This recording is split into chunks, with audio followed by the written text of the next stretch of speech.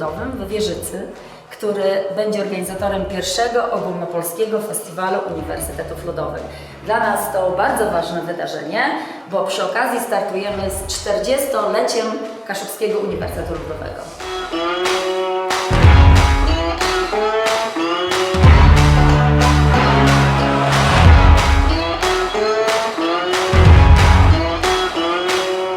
Witajcie na miejscu realizacji festiwalu w Koszałkowie.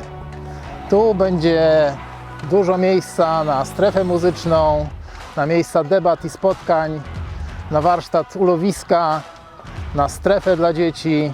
Tu na razie jest ściernisko, czyli tak naprawdę parking, ale będzie tutaj duża scena naszego festiwalu.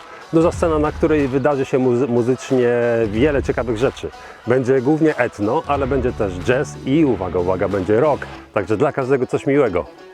Przybywajcie. A tutaj właśnie będzie ulowisko. Oczywiście pod namiotem. A co to ulowisko? Ano twórcy, artyści z różnych uniwersytetów ludowych z Polski będą organizować warsztaty rękodzieła ludowego. Będą gry i zabawy, konkursy dla dzieci, park baśni i legend kaszubskich.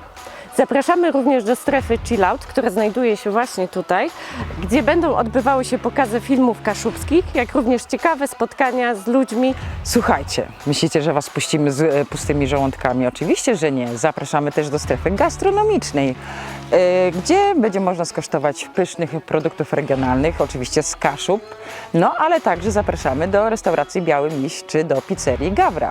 28-29 lipca, Koszałkowo. Przybywajcie, będzie zajem. Zapraszamy!